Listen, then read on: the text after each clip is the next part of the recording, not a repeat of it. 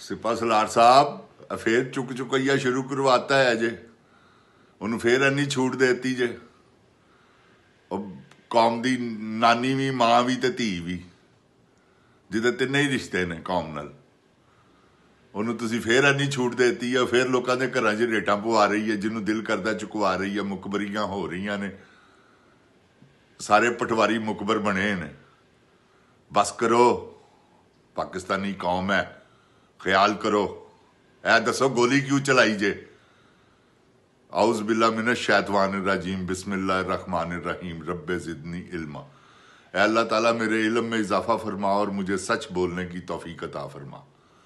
अस्सलाम वालेकुम जिन जान पाकिस्तान जी।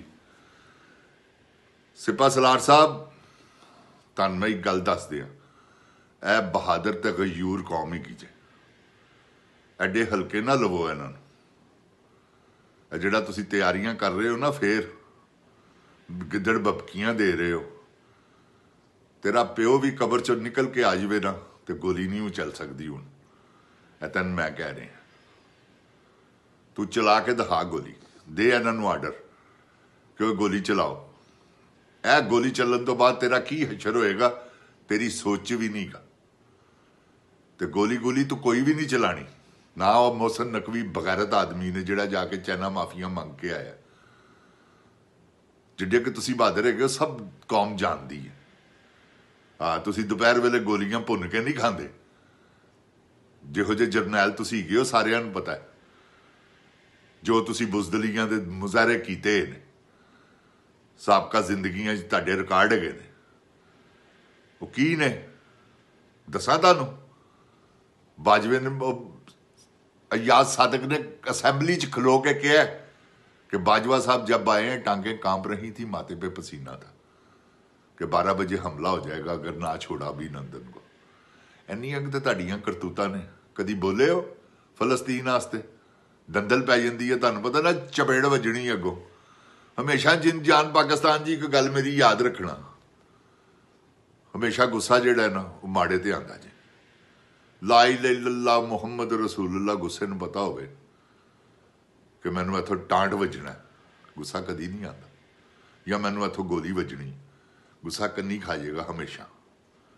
याद रखना तो जिहड़ा गुस्सा जिसले गुस्से ते गुस्सा आए वो यह बहादुरी की समझ गए हो इन्हां दा काम हैगा सी एक बयान तो दे यार की है तू तो अपने आप का यार नहीं गा तो सिपा सलार जी एक बारी कहो तो सही फलस्तीन च जो जुल्म हो रहे हैं दिओ हुण ट्रंप के खिलाफ कोई बयान बोलो इत्थे बोलदे दंदल पैंदी है शर्म नहीं आती तुहानूं मजलूमा तो सिर्फ जोर पाया है जे कि चुक लियाओ मार दिओ इन्हों करंट लाओ इन्हां दियां नंगियां करो बेटियां नूं बाप दे सामने तो कहो कमीज लाओ तो कहो शलवार लाइए ਇਹ ਤੁਹਾਡੀਆਂ ਕਰਤੂਤਾਂ ਨੇ ਤੁਹਾਨੂੰ ਸ਼ਰਮ ਨਹੀਂ ਆਉਂਦੀ ਉਤੋਂ ਤੁਸੀਂ ਉਹਨੂੰ ਉਹ ਜਿਹੜੀ ਬੱਦੀ ਪੁੱਤਰ ਹੈ ਉਹਨੂੰ ਤੁਸੀਂ ਵਜ਼ੀਰ ਆਲਾ ਬਣਾਤਾ ਫਾਰਮ 47 ਤੇ ਸਾਰੀ ਕੌਮ ਨੂੰ ਪਤਾ ਹੈ ਕਿਹਦੇ ਕੋਲੋਂ ਲੁਕਾਓਗੇ ਇਹ ਲੁਕਣਾ ਦੀਆਂ ਗੱਲਾਂ ਸਨ ਸਿਪਾ ਸਲਾਰ ਸਾਹਿਬ ਗਲਤੀਆਂ ਇਨਸਾਨਾਂ ਕੋਲੋਂ ਹੁੰਦੀਆਂ ਨੇ ਮਗਰ ਇਹ ਤੁਸੀਂ ਗਲਤੀ ਨਹੀਂ ਗਲਤਾਲੂ ਕਰ ਬੈਠੇ ਹੋ ਤੁਹਾਨੂੰ ਇਹਦੀਆਂ ਪੀੜਾਂ ਦਾ ਨਹੀਂ ਪਤਾ ਇਹਦੀਆਂ ਪੀੜਾਂ ਜੇ ਨਿਕਲਣੀਆਂ ਨੇ किन्नी देर नौकरी है ताड़ी बड़ी ज़्यादा 10 साल कर लोगे इस तो बाद आना तो ऐसे ही कौम च जे ना या दुनिया च किधरे भी चले जाओगे जिथे जाओगे पाकिस्तानी उस तरह मिलणगे जिस तरह बाजवे नूं मिले ने जिस तरह काजी फायज ईसा नूं मिले ने जिस तरह नवाज शरीफ नूं मिलते हैं तुसीं देखिया नहीं जमीन तंग हो गई है इन्हां वास्ते तुहाडे वास्ते भी हो जाएगी बचो इस गल तो माफ़ी मंगो पूरी कौम कोलों ते इन्हां ने तुहाडे को करवाया इन्हां ते पा दिओ जे तुसीं बचना है नहीं तो पाक आर्मी की जिहड़ी इज्जत हैगी सी ना 75 सालों वो तुसीं मिट्टी च मिलाई सिर्फ तुहाडी वजह तो ते बाजवे की वजह तो यह होया परवेज़ मुशर्रफ तक भी काम ठीक सी फौज पाक फौज जिंदाबाद कहो किसी नूं पाक फौज जिंदाबाद कहे कोई भी नहीं कहेगा क्योंकि उन्होंने पता लग गया कि तुसीं ते ज़ालम हो साडे नाल जुल्म ते तुसीं कीते ने तुहानूं जिंदाबाद कहण शर्म आनी चाहिए है तुसीं ਟਿੰਡੇ ਚੋਰ ਦੇ ਪਿੱਛੇ ਲੱਗ ਕੇ ਨਵਾਜ਼ ਸ਼ਰੀਫ ਦੇ ਸਾਰਾ ਕੁਝ ਜੋ ਕੀਤਾ ਹੈ ਸਾਰੀ ਕੌਮ ਨੂੰ ਪਤਾ ਹੈ। ਤੇ ਬਚੋ ਇਹਨਾਂ ਜਿਨ੍ਹਾਂ ਨੇ ਇਹ ਕੀਤਾ ਨਾ, ਤੁਹਾਡੇ ਕੋਲ ਕਰਵਾਇਆ, ਜਿਨ੍ਹਾਂ ਨੇ ਤੁਹਾਡੇ ਕੋਲ ਕਰਵਾਇਆ, ਜਿਹੜੀ 6-6 ਘੰਟੇ ਦੀਆਂ ਮੁਲਾਕਾਤਾਂ ਕਰਦੀ ਹੈ ਤੁਹਾਡੇ ਨਾਲ ਦੂ ਬਦੂ, ਰਗੜਵਾ ਦਿਓ ਜੇ ਬਚਣਾ ਜੇ। ਤੇ ਅਸਲ ਗੱਲ ਹਕੀਕਤ ਦੱਸ ਦਿਓ ਕਿ ਇਹਨਾਂ ਨੇ ਸਾਨੂੰ ਮਜਬੂਰ ਕੀਤਾ ਤੇ ਫਿਰ ਸਾਨੂੰ ਮੁਆਇਦਾ ਕਰਨਾ ਪਿਆ ਇਸ ਕਰਕੇ ਕਿ ਅਸੀਂ ਇਸਰਾਈਲ ਦਾ ਸੌਦਾ ਕੀਤਾ ਹੋਇਆ ਸੀ ਤੇ ਉਹ ਇਮਰਾਨ ਖਾਨ ਨੇ ਤਾਂ ਮੰਨਣਾ ਨਹੀਂ ਸੀ, ਅਸੀਂ ਇਸ ਕਰਕੇ ਰਜੀਮ ਚੇਂਜ ਕੀਤਾ। ਇਹ ਤੁਹਾਡੇ ਨਾਲ 25 ਕਰੋੜ ਆਵਾਮ ਮੁਖਾਤਬ ਹੈ, ਕਿਸੇ ਗਲਤ ਫਹਿਮੀ 'ਚ ਨਾ ਰਹਿਣਾ। ਮਲਕ ਹੀਰਾ ਇਕੱਲਾ ਨਹੀਂ ਗਾ, ਮਲਕ ਹੀਰੇ ਦੇ ਨਾਲ ਪੂਰੀ ਆਵਾਮ ਹੈ।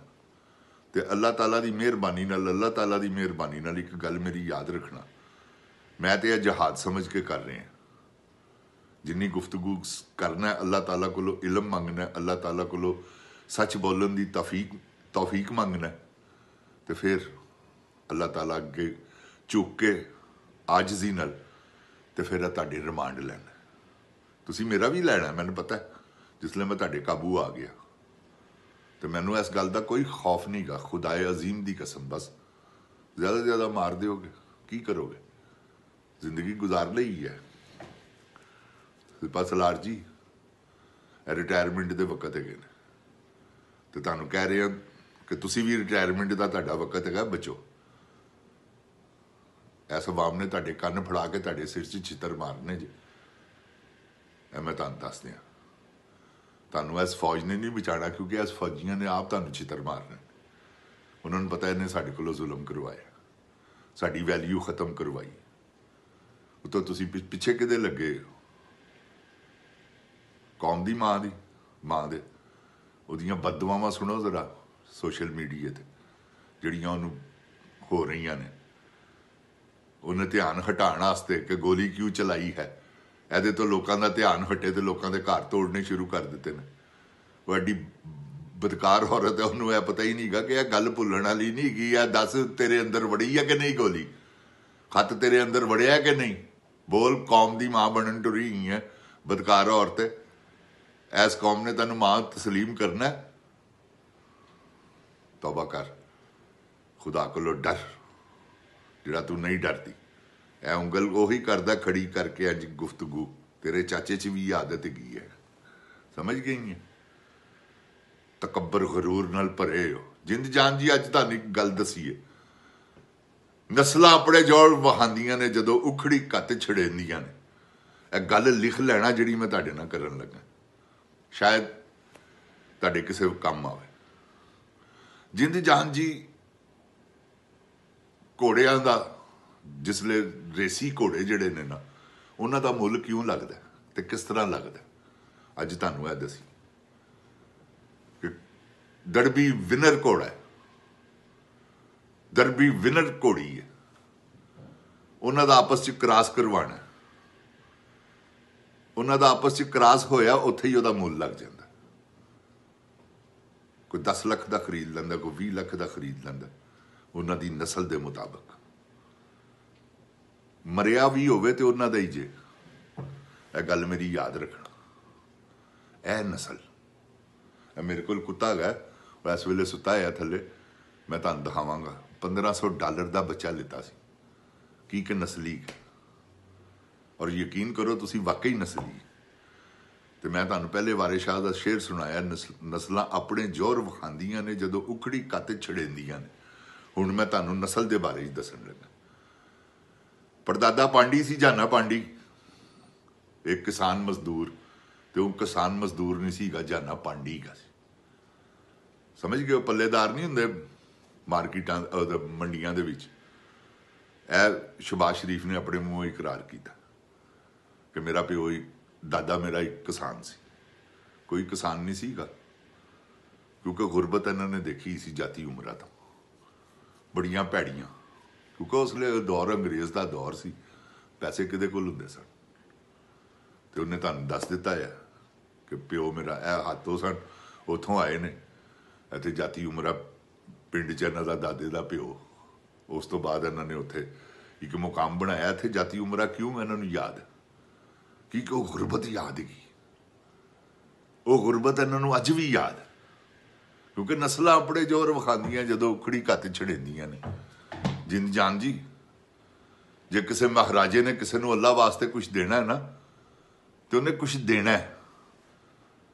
ਤੇ ਜਿਸਲੇ ਕਿਸੇ ਬੇਨਸਲੇ ਬੰਦੇ ਨੇ ਕਿਸੇ ਨੂੰ ਕੁਝ ਅੱਲਾ ਵਾਸਤੇ ਦੇਣਾ ਹੈ ਨਾ, ਤੇ ਉਹਨੇ ਵੀ ਦੇਣਾ। ਉਹਦੇ ਦੇਣ 'ਚ ਫਰਕ ਤੁਸੀਂ ਮਹਿਸੂਸ ਕਰਨਾ। ਦੇਖੋ, ਪੈਸਾ ਹੋਵੇ ਤੇ ਇਹ ਹੁੰਦਾ ਜੀ, ਹੈਗਾ ਨਾ ਮਲਕ ਰਿਆਜ਼, ਮੈਂ ਨਹੀਂ ਸਾ ਜਾਣਦਾ ਖੁਦਾ ਦੀ ਕਸਮ ਕਿ ਇਹ ਕੌਣ ਹੈ ਕੌਣ ਨਹੀਂ। ਮੈਂ ਇੱਕ ਦਿਨ ਮੈਟਰੋਪੋਲ ਸਿਨੇਮੇ ਦੇ ਅੱਗੋਂ ਗੁਜ਼ਰ ਰਿਹਾ ਸੀ, ਫਿਲਮ ਮੇਰੀ ਲੱਗੀ ਸੀ ਯਾਰ ਬਾਦਸ਼ਾਹ, ਤੇ ਉਹ ਬੇਟਾ ਮੇਰਾ ਕਹਿੰਦਾ ਕਿ ਮੈਨੇ ਉਹ ਫਿਲਮ ਦੇਖਣੀ ਹੈ। ਤੇ ਉਹ ਸਿਨੇਮੇ 'ਚੋਂ ਆਉਂ ਚੱਕਰ ਲਾ ਕੇ ਨਾ ਮੈਂ ਉਹਨੂੰ, ਤੇ ਉਹ ਦੇਖ ਲਈ ਹੈ ਫਿਲਮ, ਉੱਥੇ ਮੇਰੀ ਤਸਵੀਰ ਲੱਗੀ ਸੀ, ਕਹਿੰਦਾ ਦੇਖ ਲਈ। ਤੇ ਬੱਚਾ ਸੀ ਉਹ, ਮੈਂ ਨਾਲ ਵਾਪਸ ਲਿਆ ਕੇ ਜਿਸਲੇ ਮੈਂ ਬਾਹਰ ਨਿਕਲਿਆ ਨਾ, ਤੇ ਅੱਗੇ ਬੜਾ ਰਸ਼ ਸੀ, ਉਹ ਦੁਪਹਿਰ ਦਾ ਟਾਈਮ ਸੀ, ਸਕੂਲੋਂ ਮੈਂ ਉਹਨੂੰ ਲੈ ਕੇ ਆਇਆ ਸੀ। ਨਹੀਂ ਮੈਨੇ ਫਿਲਮ ਦੇਖਣੀ ਹੈ, ਤੇ ਉਹਨੇ ਜ਼ਿੱਦ ਕੀਤੀ ਤੇ ਮੈਂ ਉਹਨੂੰ ਲੈ ਗਿਆ ਸਿਨੇਮੇ 'ਚੋਂ ਮੈਂ ਉਹਨੂੰ ਫੋਟੋਆਂ ਦਿਖਾ ਕੇ, ਤੇ ਮੈਂ ਵਾਪਸ ਜਿਸਲੇ ਬਾਹਰ ਨਿਕਲਿਆ ਤੇ ਮੈਂ ਇੱਕ ਰਸ਼ ਵੇਖਿਆ, ਉਸ ਲਈ ਮੈਨੂੰ ਪਹਿਲੀ ਵਾਰੀ ਪਤਾ ਲੱਗਾ। ਮੈਂ ਪੁੱਛਿਆ, ਮੈਂ ਕਿਹਾ ਯਾਰ ਇਹ ਕੌਣ ਹੈ ਤੇ ਕੀ ਨਿਜ਼ਾਮ? ਉਹਨਾਂ ਨੇ ਕਿਹਾ ਜੀ ਇਹ ਮਲਕ ਰਿਆਜ਼ ਨੇ ਇੱਥੇ ਦਸਤਰਖਾਨ ਖੋਲ੍ਹਿਆ, ਜਿਹੜਾ ਮਰਜ਼ੀ ਆ ਕੇ ਰੋਟੀ ਖਾਵੇ, ਤੇ ਵਿਆਹ ਵਾਲੀ ਰੋਟੀ। ਯਕੀਨ ਕਰੋ ਤੁਸੀਂ, ਸਖੀ ਦਾ ਹੀ ਦੀਵਾ ਬਲਦਾ। ਹੈਗੇ ਨੇ ਪਿੱਛੋਂ ਸ਼ੂਮ, ਤੁਹਾਨੂੰ ਮੈਂ ਕਹਿਤਾ, ਬਸ ਨਸਲਾਂ ਆਪਣੇ ਜ਼ੋਰ ਵਿਖਾਉਂਦੀਆਂ ਜਦੋਂ ਉਖੜੀ ਕੱਤ ਛਿੜੇਂਦੀਆਂ। ਆਸਮ ਮੁਨੀਰ ਦਾ ਵੀ ਪਤਾ ਕਰੋ, ਪਿੱਛੋਂ ਕੰਗਲਾ ਹੀ ਨਿਕਲੇਗਾ। ਇਹ ਗੱਲ ਮੇਰੀ ਯਾਦ ਰੱਖਣਾ। ਬਾਜਵੇ ਦਾ ਪਤਾ ਕਰੋ, ਪੜ੍ਹ ਲਿਖ ਕੇ ਅਫਸਰ ਬਣ ਜਾਣਾ ਕੋਈ ਵੱਡੀ ਗੱਲ ਨਹੀਂ, ਬਣ ਗਏ ਨੇ, ਉਹ ਦੌਰ ਹੈਗਾ ਸੀ।